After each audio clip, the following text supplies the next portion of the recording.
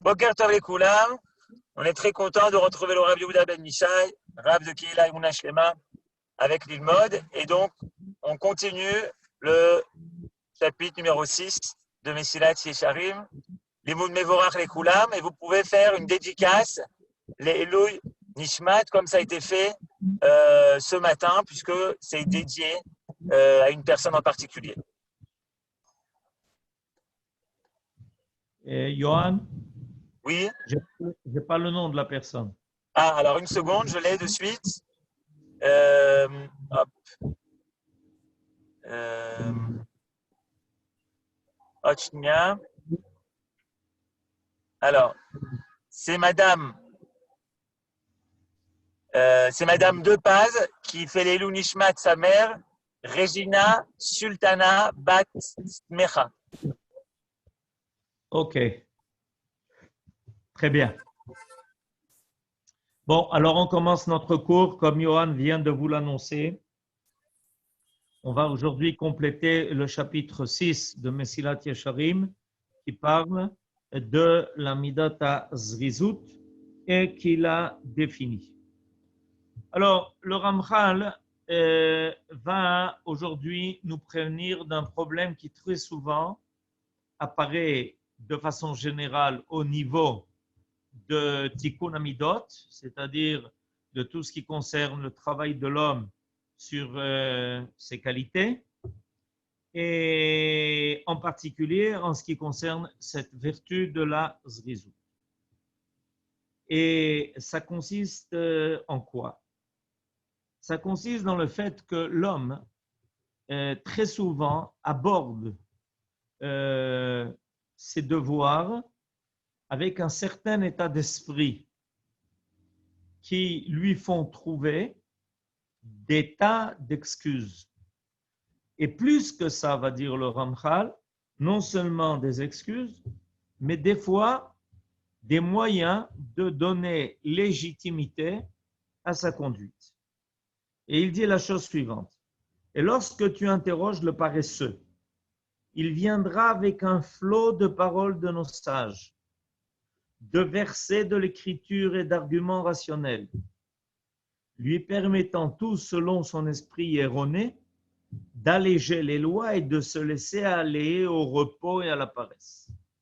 Il ne voit guère que ces arguments et ces justifications ne proviennent point de son esprit, mais plutôt de la source même de sa paresse qui, en s'amplifiant, détourne son savoir et son intellect vers ces arguments faussés, de sorte qu'il n'écoute plus la voix des sages et des hommes de bon sens. Ainsi que le dit le roi Shlomo, le paresseux se targue de plus de sagesse que 7 conseillers avisés.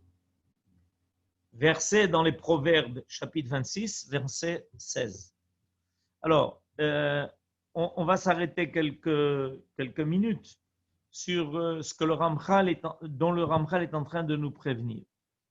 C'est-à-dire que il faut savoir que quand on aborde de façon générale et globale la volonté de réparer ou d'améliorer ses qualités, on doit être suffisamment propre et ouvert pour intégrer le message qui va nous être transmis, parce que très souvent, on vient à l'avance avec un état d'esprit, un état d'âme qui trouve une parade à tout ce qu'on pourra vous enseigner et vous dire.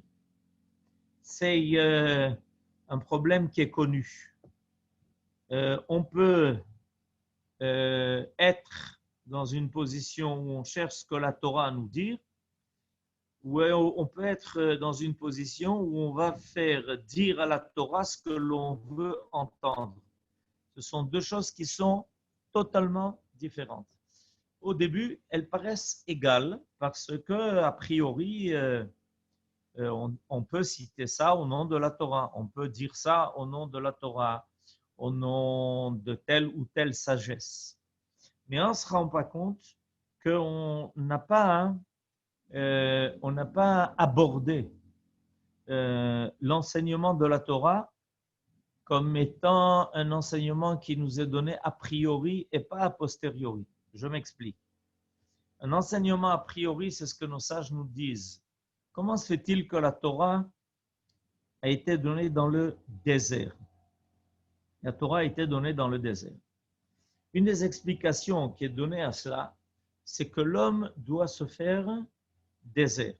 C'est-à-dire, comme un désert où il n'y a rien, où on ne trouve rien, où on est assoiffé a priori et qu'on cherche le moindre détail qui va pouvoir nous aider, quand on va étudier la Torah, on doit être dans cet état-là. On doit être comme un midbar, c'est-à-dire comme un endroit, on se fait comme un endroit et qui doit accepter ce que l'enseignement de la Torah va nous donner sans venir a priori avec tout un contenu qui très souvent va nous faire lire ou entendre les choses comme on aurait bien voulu les entendre. Or, nous dit le Ramchal, voilà, ça arrive à des gens qui vont trouver tous les arguments pour justifier leur état de paresse et d'oisiveté, en expliquant, même au nom de sources, que, en fait, c'est l'état idéal, qu'on doit attendre, que les choses se passent d'elles-mêmes, que Dieu pourvoira tous nos besoins, quoi que l'on fasse, et etc. Maïmonide a déjà fait la critique de cela en disant que on ne voit pas que l'homme attend que le pain lui rentre dans la bouche. Évidemment, il va le chercher. Et personne ne l'accusera de ne pas d'être un homme qui manque de foi parce qu'il fait l'effort pour chercher son pain et manger. Alors, il en est de même dans d'autres domaines. On ne peut pas justifier la nonchalance, le non-faire par un argument de foi, en disant que celui qui a la foi fait confiance à Dieu, qu'il n'intervient pas, que finalement Dieu répondra à tout ce dont il a besoin, qu'il n'a pas besoin de travailler, que finalement ça lui arrivera même où il est, quoi qu'il arrive, parce que Dieu a décidé à l'avance de ce que chacun doit recevoir. Alors, évidemment, ça c'est une bonne méthode. Quand on veut justifier sa paresse, quand on veut justifier son non-engagement, quand on veut justifier sa possibilité de ne rien faire, de rester sans rien faire, on peut trouver tous les arguments nécessaires et même mobiliser pour ça la foi, en prétendant que c'est une preuve de confiance en Dieu que de ne rien faire. Alors ça, c'est évidemment une erreur grave parce qu'on voit que ce n'était pas du tout la voie qu'avaient suivi nos ancêtres. Si on veut vérifier, si on est dans le bon sens, il faut toujours avoir une référence à nos ancêtres. Nos ancêtres étaient des hommes qui savaient ce qu'était la foi et qui savaient comment la traduire dans le monde. Abraham, notre ancêtre, était un homme qui voulait prodiguer le bien. Et comme on le sait, il aimait avoir des invités. et il avait préparé une tente qui était ouverte aux 4 vents. Et quand il voulait des invités, il allait les chercher. Et quand il a vu passer au loin 3 hommes qui lui paraissaient des hommes qui devaient être invités, il a couru après eux. Et de là, on apprend que quand on veut faire le bien, on ne se contente pas d'attendre que le bien vienne à nous, mais on doit aller vers lui. On doit aller à sa recherche. On doit rechercher la possibilité de faire le tov. On voit que Yitzhak, son fils, quand il a constaté que les Plishtim, les Philistins, avaient bouché et comblé les puits que son père avait creusés, les a à nouveau creusés. Il a à nouveau dégagé les sources d'eau qui étaient nécessaires non seulement à lui-même, mais à tous ceux qui habitaient autour. Et Yaakov, notre ancêtre, fait des efforts énormes pour répondre aux exigences de Lavan, qui n'accepte de lui donner ses filles comme femmes qu'à condition qu'il travaille, et qui finalement, pour lui-même avoir sa parnassa, a continué de travailler encore chez Lavan quelques années. On ne voit pas chez nos ancêtres cette tentative de justifier le non-faire par une foi en Dieu, et Dieu sait s'ils avaient confiance et foi en Dieu. Au contraire, quand Yaakov arrive chez Lavan, à Haran, il voit des bergers qui sont couchés au milieu de la journée.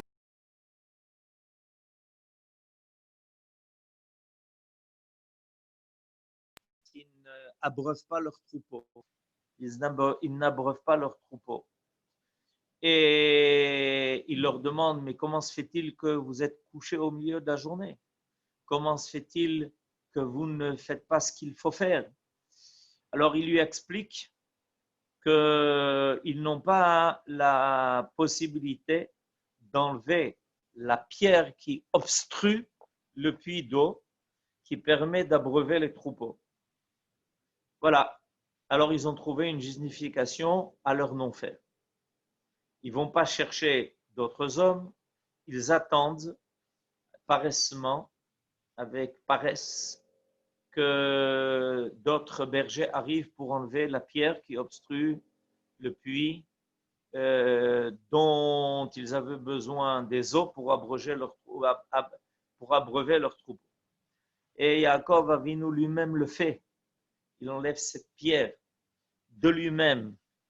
Alors on a sans arrêt des preuves dans le comportement de nos ancêtres qui prouvent que bien qu'ils aient une foi totale dans le Créateur et qu'ils sont complètement attachés à lui par leur foi et leur pensée et leur idée, malgré cela, ils agissent sans arrêt.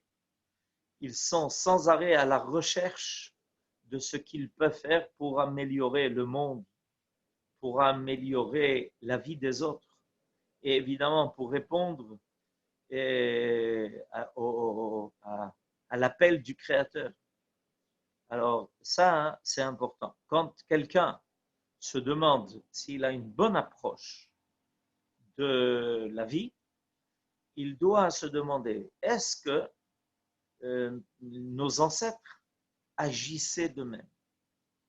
Est-ce que nos ancêtres attendaient patiemment que les choses se fassent d'elles-mêmes? Aujourd'hui, il y a des gens qui ne se marient pas. Et ils attendent. Comment ils attendent? Mais il n'y a pas à attendre. Abraham, il savait que son fils devait se marier. il a envoyé à l'autre bout du monde, à cette époque, Haran, il envoie son serviteur, va chercher une femme pour Yitzhak. Baruch, Akadosh Baruch Hu va aider et il va occasionner la présence de Rivka près de la source où Eliezer va arriver. Mais Abraham n'a pas attendu. Il a même regretté d'avoir attendu que se passe la Hakeda. Dommage que je ne l'ai pas fait avant. Si je l'avais fait avant, ça aurait été peut-être mieux. Imaginons-nous que Yitzhak, la Hakeda se soit déroulée jusqu'au bout. J'aurais pas eu de descendance. J'aurais pas eu quelqu'un qui me continue. Il faut faire des efforts. Et il envoie Eliezer avec 10 chameaux remplis, pleins de tout ce qu'il faut pour trouver une femme à son fils. Maintenant, Yaakov, il quitte Eretz Israël. Il va chez Lavan. Et Lavan lui rend la ville dure. Il veut se marier avec Rachel, il lui donne Léa. Tu veux Léa, tu veux Rachel, il faut travailler. Mais j'ai déjà travaillé pour Léa. Tu dois travailler aussi pour Rachel. Et on voit qu'il ne renonce pas. Il ne baisse jamais les bras. Il continue d'œuvrer. Notre rôle, ce n'est pas le succès. Notre rôle, c'est de faire ce qu'il nous revient de faire et on ne trouve pas d'excuses et on ne trouve pas de justification. Et des fois, en plus de ça, au nom de la foi, au nom d'une pseudo-croyance dans le fait que Dieu fera tout pour nous.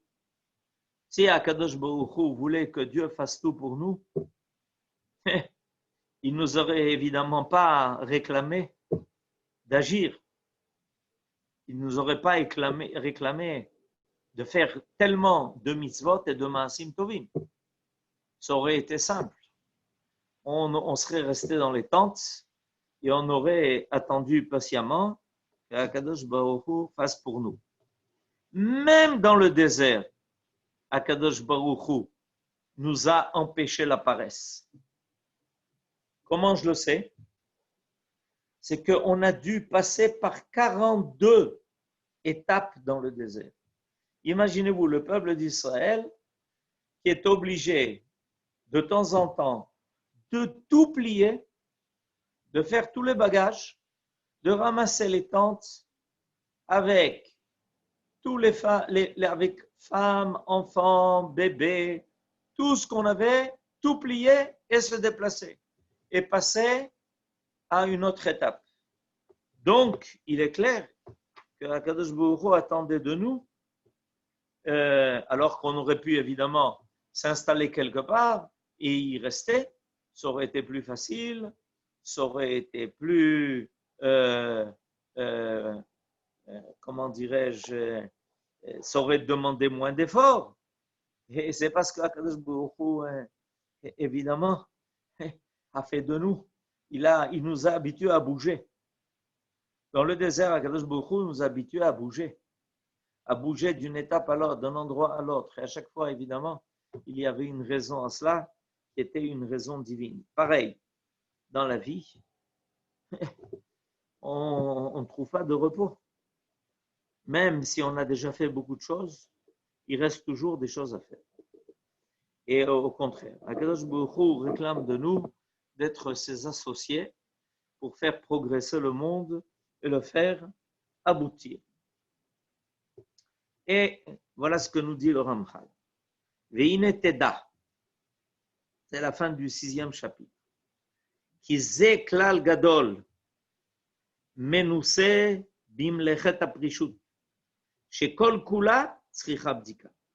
Sache que ceci est une grande règle dans la discipline de la perfection. Tout allègement exige un examen. C'est-à-dire que quand l'homme cherche un moyen de vivre une vie facile, sans effort, sans qu'il ait besoin de s'engager en quoi que ce soit, ça réclame de la part de l'homme de se dire, attends, je suis peut-être en train d'essayer d'avoir quelque chose au rabais. Voilà. C'est un principe simple de la compréhension de la psychologie humaine. La psychologie humaine est telle qu'un homme est attiré par une vie qui soit plus facile, où il y a moins d'efforts à faire. Évidemment, parce que les efforts demandent la volonté. Et la volonté, c'est quelque chose qu'il faut cultiver. C'est quelque chose qu'il faut renforcer. C'est quelque chose qu'il faut nourrir. Des fois, il y a un problème de volonté. Il y a un problème de mobilisation de l'homme. Et l'homme ne se sent pas engagé. Alors, quand l'homme sent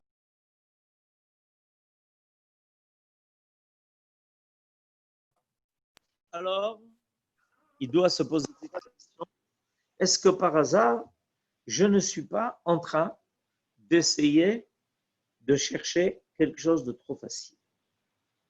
En résumé, nous dit le Ramchal, l'homme a besoin d'un grand renforcement pour accomplir avec zèle les commandements, en rejetant le poids de la paresse qui l'empêche de se parfaire.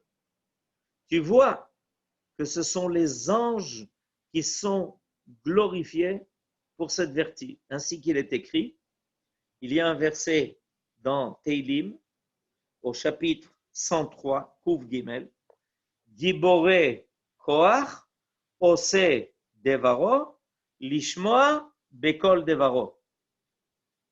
Bénissez l'Éternel, vous, ses anges, héros puissants, qui, vaillants, qui exécutez ses ordres. C'est-à-dire que quand on veut donner l'exemple de la façon dont il faut servir notre Créateur, agir dans ce monde, alors on parle de Giboré Koach. Giboré Koach.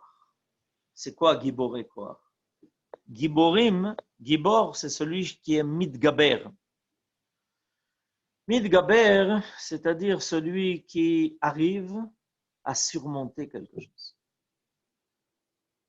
Un Gibor, c'est toujours par définition celui qui arrive à surmonter quelque chose qui a priori paraissait difficile. Voilà la définition du Gibor. Et oui, parce que les anges, ce sont des émissaires. Et évidemment, quand Akadosh Baruch Hu envoie des anges pour réaliser une mission, c'est quand il y a besoin d'une intervention divine. Et pourquoi est-ce qu'il y a besoin d'une intervention divine? Parce qu'il y a dans le monde des choses qui doivent se faire et qui ne se font pas. Alors Akadosh Baruch Hu va intervenir. Et il va envoyer pour ça des anges qui savent surmonter les obstacles, qui savent surmonter les difficultés. Des missions qui sont difficiles à accomplir. Akadosh Baruch Hu, quand les choses peuvent se faire par les lois de la nature, il n'envoie pas des anges. Prenons l'exemple.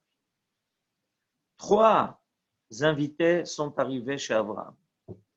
Ces 3 invités, ces 3 anges, quel rôle ont-ils? Nos sages nous disent, un des anges est venu à annoncer que Abraham et Sarah allait avoir un fils. Ah oui, mais ça, c'est impossible. Selon les lois de la nature, Abraham et Sarah ne peuvent pas avoir d'enfants. Il a 100 ans et elle a 90 ans. Donc, il ne peut pas avoir d'enfants.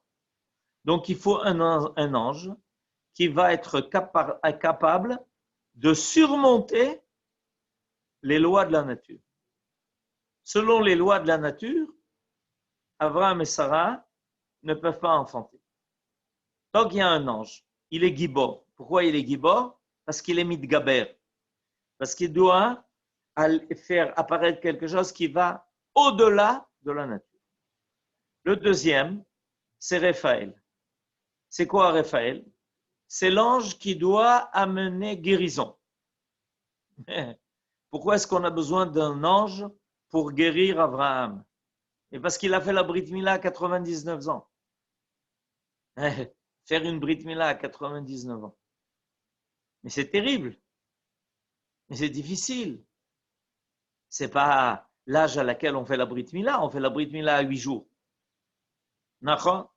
Mais Abraham doit faire la Brit Mila, bien qu'il ait 99 ans. Et il doit surmonter.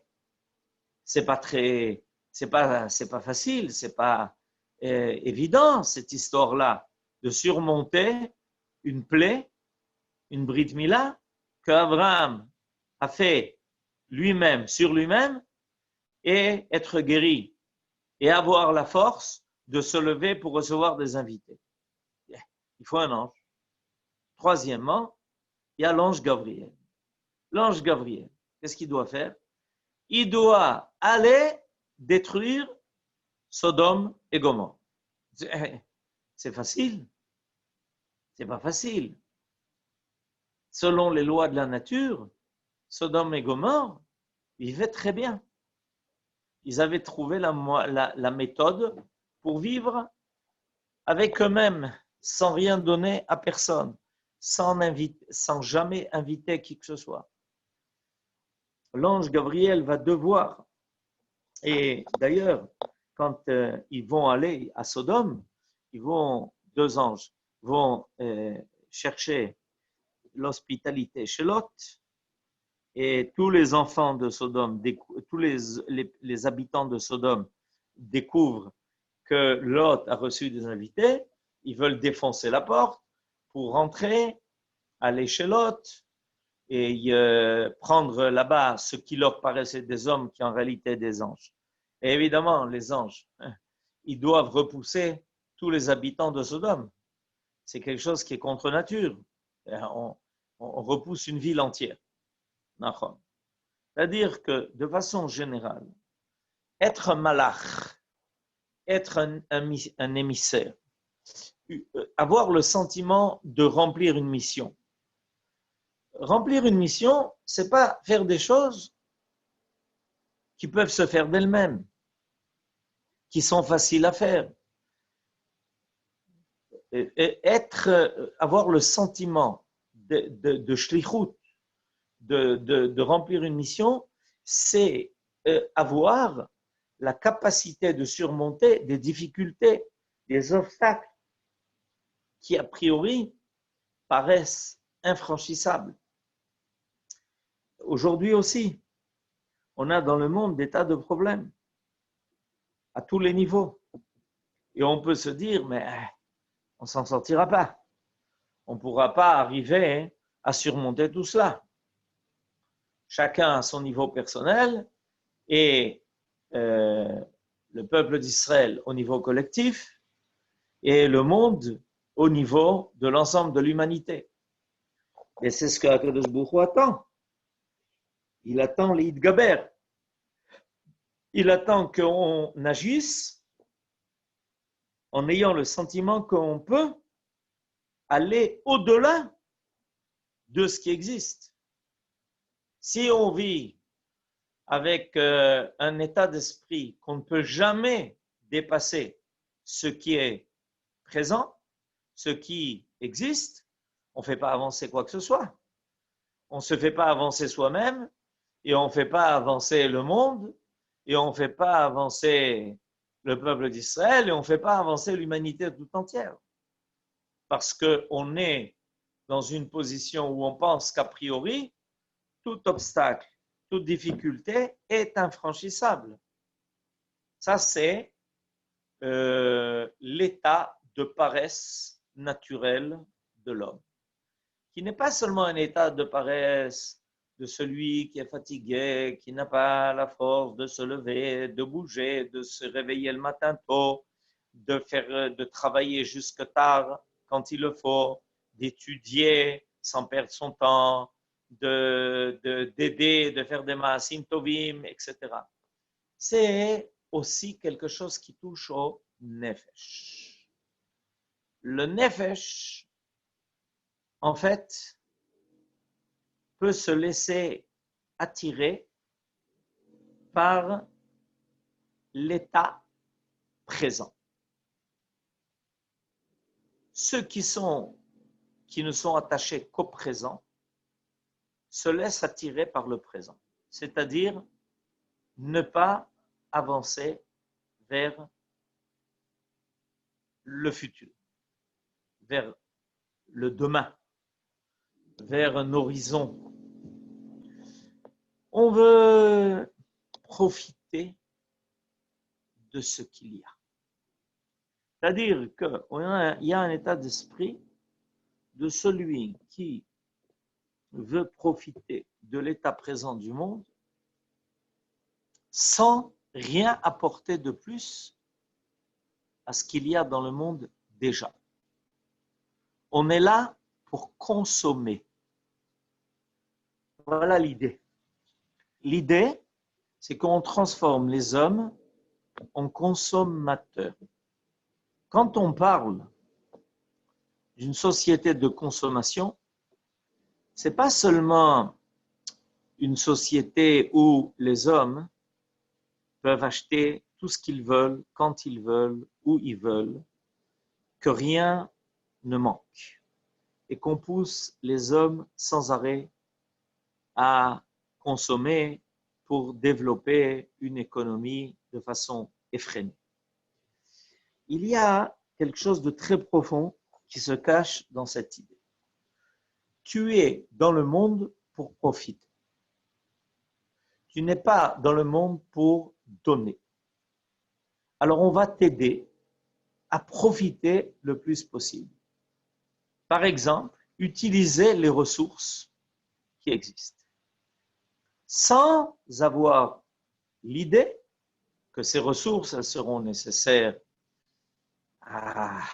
aux autres générations, qu'il faut développer de nouvelles possibilités, qu'on doit penser à un monde qui soit meilleur, qu'on ne peut pas remplir le monde de déchets, pas seulement de déchets, comment dirais-je, des résultats de toutes les marchandises qui sont déversées dans le monde, mais aussi de déchets moraux. Voilà, on est là et on profite et on suce le monde sans rien apporter de plus. Rien, il n'y a pas de plus-value. Voilà, l'idée de la zrizout, c'est qu'il faut te dépêcher d'amener une plus-value à tous les niveaux, dans tous les domaines. Ne pense pas que tu seras le 11e au minyan. Pense que tu seras le 10e. Si tu penses que tu es le 11e, ça veut dire que les 10 premiers fassent l'effort de venir et moi, je profiterai du minyan. Voilà l'état d'esprit. J'attends qu'il y ait minyan, que les gens se rassemblent et je viendrai profiter du minyan. Alors que selon nos sages, c'est le contraire. Selon nos sages, on doit faire l'effort pour être dans les 10 premiers. C'est-à-dire, pas profiter du minyan, mais amener le minyan, contribuer au minyan, pas en profiter. Si tu viens profiter du minyan, c'est de la paresse. Si tu viens compléter le minyan, c'est de la zrizout.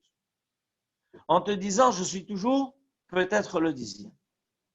Ce que je viens de donner comme exemple pour le minyan, c'est vrai dans énormément d'autres domaines. Il y a des tas d'occasions de faire des mitzvot, de faire des maasim tovim, de faire du chesed, de coopérer, de rajouter, d'être celui qui va téléphoner, qui va proposer son aide, qui va s'inquiéter de la santé de l'autre, qui va s'intéresser de ce qui peut être fait et doit être fait. Il y a celui qui veut profiter de ce qui est déjà fait, de ce qui a été déjà fait.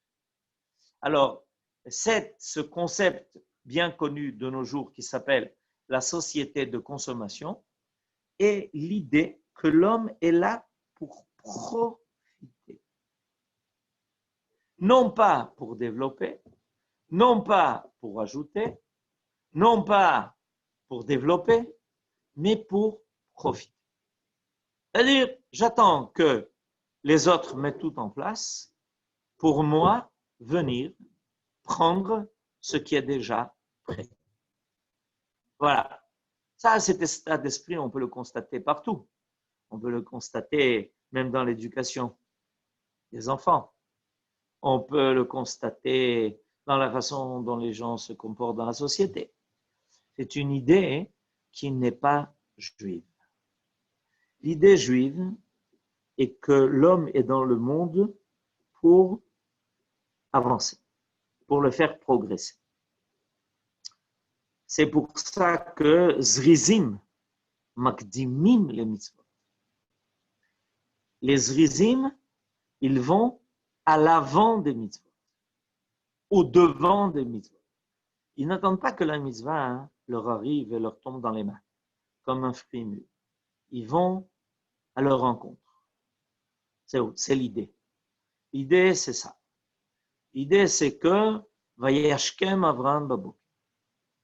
Si Akadosh Baruch Hu veut faire progresser le monde et qu'il a décidé qu'il le fasse par moi, je me lève le matin tôt pour cela. Je suis prêt à cela. Alors, nous dit le Ramchal, voilà, la conclusion, ça s'appelle être des anges. Mais l'homme n'étant pas un ange, dernière ligne de ce chapitre 6, mais l'homme n'étant pas un ange, ne saurait atteindre la puissance de celui-ci, mais tout ce qu'il peut faire pour se rapprocher de son niveau demande un effort. Le roi David, louant son sort, déclarait Chashti, verset 60 dans le chapitre 119 de Tehilim, Chashti velo itmamati lishmor mitzvotecha. Chashti velo itmamati lishmor mitzvotecha. Je me suis empressé, sans perdre un moment, d'observer tes commandements. Le roi David, qui avait tellement à faire, qui avait tellement de choses à réaliser, qui devait mettre en place la royauté qui allait finalement conduire à la royauté du roi Shlomo, qui devait faire apparaître le Beth Amikdash. Et il nous révèle que lui, il était toujours très pressé. Il était empressé et sans jamais se retarder à faire quoi que ce soit. À tel point qu'à un moment donné, le roi David a décidé de construire le Beth Amikdash. Il ne savait pas encore que Akadosh Baruch Hu ne lui permettrait pas. Alors, Akadosh Baruch Hu s'adresse au prophète Nathan au milieu de la nuit et lui dit, va maintenant chez David et dis-lui que ce n'est pas lui qui construit le Beth Amikdash. Nathan dit à Akadosh Baruch Hu, Tov, demain j'irai lui dire. Et non, tu te trompes. Tu ne peux pas attendre demain parce que je connais David. Si tu attends demain, David aura déjà commencé les travaux. Il aura déjà entrepris les travaux de construction du Beth Amikdash. Alors tu dois aller tout de suite. Maintenant, en pleine nuit, tout de suite. Je connais David. je le sais, c'est un zariz. Dès qu'il est persuadé qu'il y a quelque chose à faire, il le fait. Il n'attend pas et il va prendre les devants et il va courir et il va déjà commencer à construire le Beth Amikdash pour ne plus l'arrêter. Avant que demain matin, il ne se mette au travail, tu dois maintenant aller le trouver tout de suite. Imaginez-vous un peu quelle était la célérité du roi David dans l'accomplissement des métiers. Alors, on a de qui apprendre. On a de qui apprendre. Et même si, évidemment, on n'arrive pas à ce niveau, comme dans tout ce qui est dit dans le livre de Mesilat Yesharim, en tout cas, des miettes au moins de ça, il faut récolter. Be'ezrat Hashem, Amen, Keniyot. Toda Rabba au Rav Yehuda Ben Ishai. Vous pouvez maintenant réagir. S'il y a des questions, des remarques, vous pouvez ouvrir votre micro. Ah, tu peux parler si tu veux. Monsieur Larmi, une réaction? Oui, moi je voudrais prendre la parole, si le Rav me permet. Bien sûr, Yosef. Kavod, Baruch haba. Boker Tov, Rav, Oui, une réaction. en introduction de Papa. Moi, je suis un peu gêné par le fait que l'homme doit prendre exemple sur l'ange. Je disais, vous dites dans ce que vous dites et ce que dit le Ramchal, c'est que l'homme doit surmonter les difficultés, etc., ce qui est tout à fait vrai et exact. Mais en quoi l'ange surmonte des difficultés? Lui, on a l'impression qu'il a été formaté pour telle ou telle mission.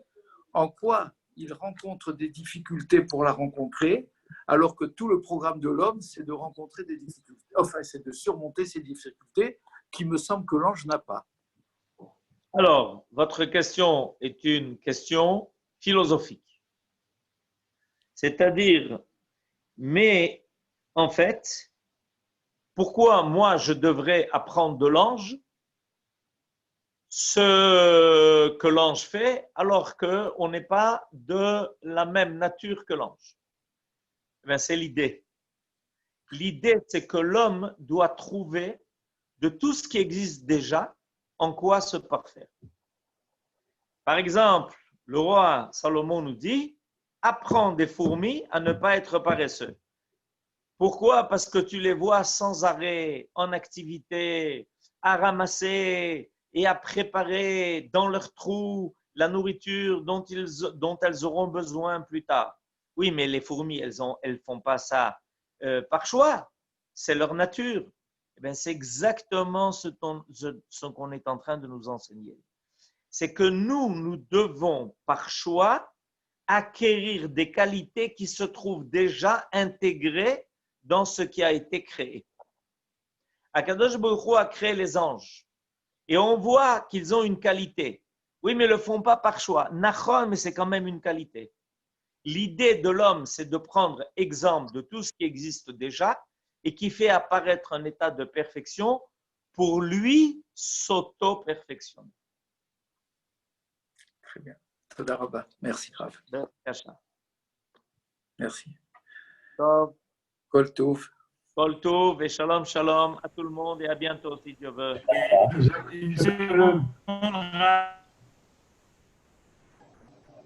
Il y avait d'autres questions, je crois. OK. Qui d'autre? Freddy, vous vouliez intervenir? Non, merci. Je disais Toda Rabba au Rav. À bientôt.